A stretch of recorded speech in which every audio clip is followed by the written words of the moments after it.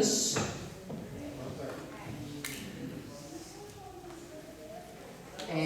Dando sequência à semana de leitura inclusiva, Ler, Incluir e Transformar, um projeto da Fundação Dorina Noil para Cegos de São Paulo, em parceria com a Biblioteca Pública do Paraná, Seção Praia.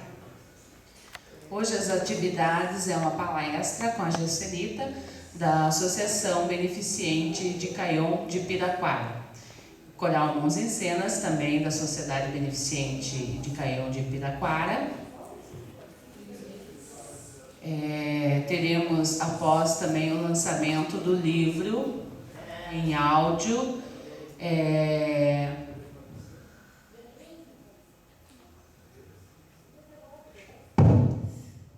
Brasil Não Motorizado. Desculpe, eu havia esquecido o nome do livro. Com o arquiteto Ricardo Mesquita, com Cascais, né, Cascais? O livro. Também teremos um café após o intervalo, que vamos ainda ver o período ainda do intervalo, não temos ainda essa brecha ainda do intervalo. E queremos também agradecer aos tradutores da Uninter, o Renato Pajenski, isso? E a Tânia Lisboa. Estão fazendo serviço de intérprete de Libras. Obrigada. Eu passo a palavra para a Joselita, que continuará com a palestra com vocês. Boa tarde a todos. Só confirmando, na verdade, a Joselita é a fundadora e presidente da instituição Associação Beneficente Caion. Ela não pôde vir. Meu nome é Gelmile, eu sou voluntária desde 2006 na instituição e ajudo praticamente em tudo que a gente pode fazer dentro da instituição. Então, hoje, o que eu vou fazer aqui seria uma apresentação do trabalho da instituição e nós temos duas colegas ouvintes, duas meninas adolescentes que fazem parte do projeto, que irão coordenar o coral Mãos em Cena. Esse coral, na realidade, ele iniciou só com surdos, mas agora ele é mesclado. Ele tem os surdos, que nós atendemos, são cerca de mais ou menos 70 a 80 surdos na instituição. A maioria é de Curitiba, poucos são lá de Piraquara. E daí, as nossas crianças, os adolescentes, que são do outro projeto, que é o Projeto Coral Infantil de Caion, começaram a aprender Libras, e nós temos uma integração social e estamos agora envolvendo as crianças ouvintes junto do coral Mãos em Cena. Então vocês terão aqui as crianças que são ouvintes e os surdos juntos, depois da apresentação tanto da de Caion quanto de algumas informações. Eu não vou chamar isso de palestra, porque a gente não tem essa prática de palestra, na verdade, mas são algumas informações sobre e curiosidades sobre os surdos, que eu acho importante dividir com vocês. Então, começando aqui, a instituição ela é de Piraquara, aqui vocês têm o contato para terem uma noção. A Casa de Apoio ao Surdo, ela é um projeto que começou meio em paralelo ao projeto principal da instituição. Na realidade, a instituição atende crianças e adolescentes em situação de vulnerabilidade a partir de 3 anos a 18 anos. E essas crianças, elas têm várias atividades, elas têm aulas de música, aulas de violino, violão, teclado, flauta, pandeiro, elas têm futebol, elas têm também balé. As apresentações do coral são acompanhadas na escola, são acompanhadas com reforço escolar, tem recreação. E quando incluiu os surdos dentro da instituição, elas passaram também a ter Libras. E logo em seguida nós formamos aí o projeto coral, o Coral Mãos em Cena, que seria 2 surdos. Esse projeto, na realidade, ele acabou envolvendo uma situação de interação e integração, porque tanto lá na instituição, nas atividades que nós temos, quanto as apresentações que são feitas fora da instituição, os ouvintes e surdos interagem, eles se misturam bastante. E há uma prática muito interessante de aprendizado que acontece por conta de ouvintes terem uma noção de como funciona a vida do surdo e estarem interessados agora em ajudar, em ser solidários com esses surdos. Alguns, inclusive, se interessam em aprender Libras. Não é o caso das crianças assim que estão no projeto, elas escolhem fazer Libras, mas nós temos alguns que se interessam de fora da instituição por conta dessa integração. Então, também são trazidos para dentro do projeto, para acompanharem o que a gente está fazendo. Esse projeto, o Casa de Apoio ao Surdo, ele traz para os surdos um apoio às necessidades básicas. A Josanita, que é conhecida como Josi Ferraz, ela é intérprete há muitos anos, há cerca de mais de 10 anos, e ela intermedia a comunicação entre os surdos e os ouvintes, tanto na instituição, nas apresentações, também quando há alguma necessidade, por exemplo, em uma entrevista de trabalho, uma consulta médica, uma ação jurídica que ela tem que interpretar junto do juiz, qualquer situação entre surdo e ouvinte. E esse trabalho é feito dentro desse encaminhamento que a gente faz junto, né, de emprego e dessa orientação que os surdos recebem. Aqui, o que eu acabei de dizer, ela é responsável, ela acaba interpretando, intermediando essa comunicação, né, e ajuda os surdos. E também leva o coral Mãos em Cena para conhecimento do público em geral. Aqui é só uma frase para vocês entenderem um pouquinho a vida desses surdos. Eles nada ouvem, mas sentem o som. Nós temos situações de surdos, por exemplo, inclusive era para ter vindo, mas infelizmente ele não conseguiu, que fez um implante coclear. Ele nunca tinha ouvido absolutamente nenhum som. Ele tem um filho surdo, uma filha ouvinte, e agora tem uma bebê que está começando a ficar surda, quase 2 anos de idade. Quando ele fez o implante coclear, ele tinha só o filho e a filha, e ele se espantou quando ele foi tomar banho e disse: o barulho do chuveiro é igual ao barulho da chuva. Então, para nós isso é muito comum, para nós é muito tranquilo ouvir, tanto chuva quanto chuveiro, água, seja lá o que for. Mas para eles é uma diferença muito grande. E outra coisa que espantou bastante é que ele não entendia por que se fala biscoito, bolacha, porque se é o mesmo item. Eles não têm diferenciação, a palavra para eles é uma só. E aí fica mais fácil deles interagirem quando eles conseguem passar essa linguagem deles. Mas infelizmente a gente não consegue acompanhar, justamente por essas diferenças que nós temos que tentar ajustar. Aqui nós temos algumas fotos, eu vou comentar um pouquinho as fotos para vocês entenderem o trabalho da instituição. Nessa foto nós temos um cadeirante que é surdo, nós temos um surdo que é morador de rua, que já tentou se entender na vida em várias situações e não conseguiu, e o Serviço de Assistência Social, quando vai atendê-lo para tentar tirá-lo, ele mora embaixo do viaduto, ele tenta falar com as mãos e as pessoas acabam agredindo ele, pensando que ele está tentando se defender ou sendo agressivo. Então, aqui foi um encontro, um dos encontros que teve do Dia do Surdo. Nessa foto vocês vão ver ali um surdo cadeirante, que é fácil de identificar. Eu não vou mostrar todos aqui, mas só complementar. Um surdo que é morador de rua. E nós temos alguns ouvintes também. Aqui a maioria deles são surdos, tá? Depois nós temos aqui, aqui o coral, as crianças e adolescentes que fazem Libras, participam. Tem uma das meninas aqui que o irmão dela é surdo, ela teve que aprender a falar Libras por conta do irmão dela, que não tem como se comunicar. Aqui uma outra atividade que nós tivemos, e foi bem interessante, uma curiosidade, o Tribunal Regional Eleitoral dispensou um funcionário e uma urna eletrônica. Nessa ocasião, vocês vão ver aqui na cadeira de rodas em vermelho, é a Josi Ferraz, ela estava com o tornozelo machucado, por isso que ela está na cadeira. Ela que é fundadora e intérprete. Nessa ocasião, nós descobrimos que o surdo não fazia ideia que a urna eletrônica tem barulho.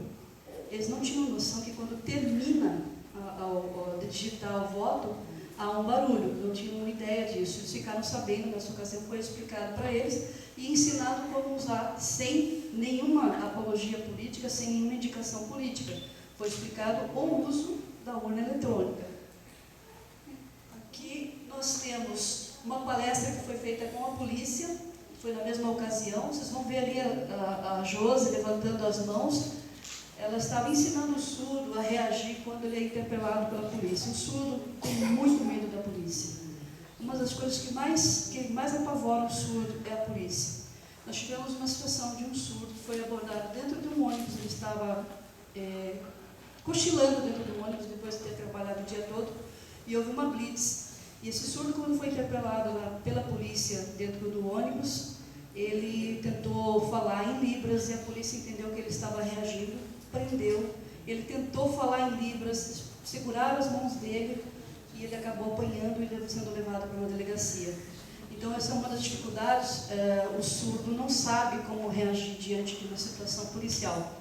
E aí, os policiais fizeram um teatro, uma interpretação de como fazer uma abordagem e de como responder a uma abordagem.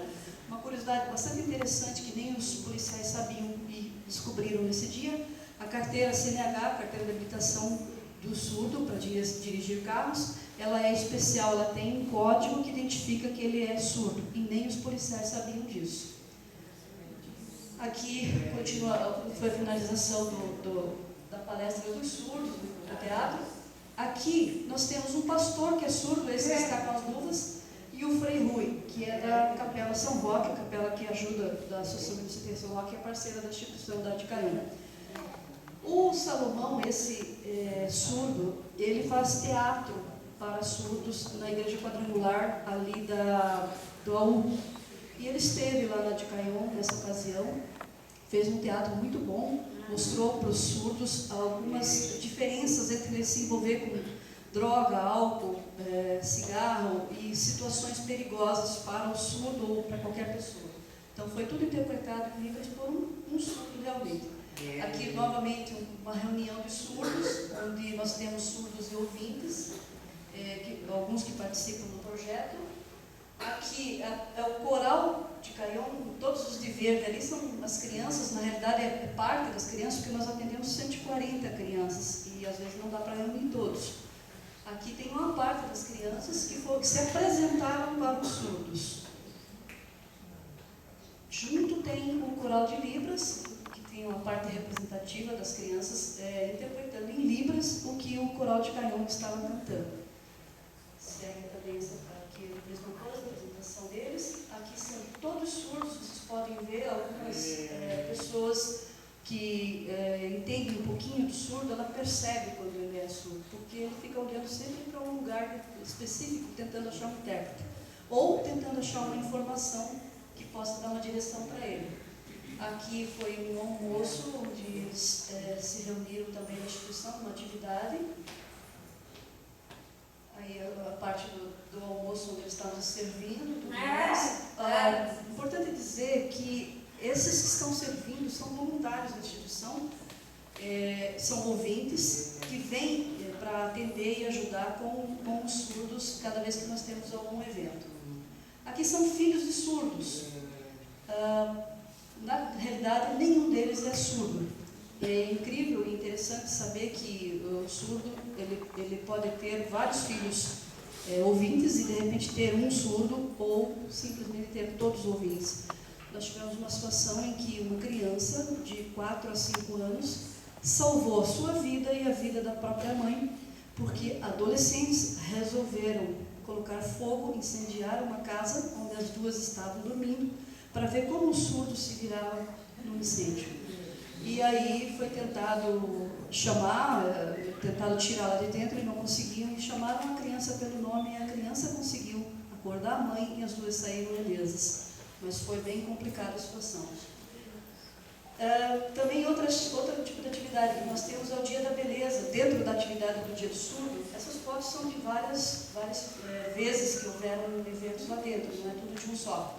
Então, cada vez tem corte de cabelo, barba, pintura de unhas, maquiagem. Nós temos também voluntários que vão, tiram a pressão, medem a glicemia para ver se tem algum problema em relação a diabetes. Aqui nós fizemos um Outubro Rosa. O Outubro Rosa, que é o evento do câncer de mama, nós direcionamos para surdos e ouvintes, a maioria eram surdos, que estiveram conosco, E houve uma palestra com uma psicóloga e médica que atendeu a um pedido nosso para poder passar essas informações para os surdos e para os ouvintes. Aqui vocês podem ver o corte de cabelo e terminando ali a barba. Esse senhor, ele, além de ter surdez, ele tem baixíssima visão. Então, ele só consegue ver um sinal muito próximo dele, ou pelo tato das próprias mãos, que é uma dificuldade um pouquinho mais complicada. E, para finalizar, em relação à apresentação da instituição, comentar que já há mais de 10 anos a instituição atende os surdos, atende outras deficiências de uma maneira um pouco menos intensa, mas nós temos cadeirantes, nós temos cegos, inclusive um menino cego que toca teclado junto com as crianças quando vão para a apresentação, e temos o projeto maior, que seria com as crianças e adolescentes, todas as crianças da região, todas as crianças que são assim, de baixíssima renda ou em situações bem complicadas de vida, bem complicadas de violência. Nós conseguimos fazer uma interação e tentar, digamos assim, minimizar essa violência, tanto das crianças quanto das deficiências ou das dificuldades que os surdos, ou que os cadeirantes, ou que cegos, ou que outras situações nós temos até acamados, ou pessoas com câncer, pessoas limitadas em relação à questão de saúde ou mobilidade. E nós tentamos passar para elas uma orientação, fazer uma convivência entre surdos e ouvintes, ou entre as deficiências e as pessoas que estão mais privilegiadas, eu diria, e também passar um ensinamento dessa convivência, mostrar que, na realidade, uma frase que o Frei Rui fala muito para a gente: por que eles e não eu? Eu acredito que eles devem perguntar também isso. Por que eu e não você? Por que eu e não eles? Então, tudo há um propósito, tudo a gente acredita nisso, que tem uma razão de ser, e é em função disso que nós trabalhamos e atuamos dentro da DICAION. Vou finalizar essa parte aqui da apresentação da instituição e vou passar agora para a questão da inclusão social do surdo, que é o trabalho que a gente tem sempre buscado fazer. Estamos tentando, nem sempre conseguimos. É difícil, às vezes precisamos de ajuda e não conseguimos, não temos condições para atender todo mundo. E uma das grandes dificuldades que nós temos em relação aos surdos é que a maioria deles mora muito longe. Nós temos surdos que são de Campo Largo, do SIC, Fazenda Rio Grande, e eles vão até a instituição, sempre participando, sempre atentos, sempre junto com a gente, caminhando. E toda vez que eles buscam qualquer ajuda, qualquer orientação, nós tentamos, da melhor maneira possível, mobilizar forças, procurar pessoas que possam dar esse suporte quando a gente não consegue lá pela própria instituição, e tentar fazer um pouquinho menos difícil a vida dessas pessoas. Eu vou só passar ali para um outro slide e já sigo com vocês aqui. Só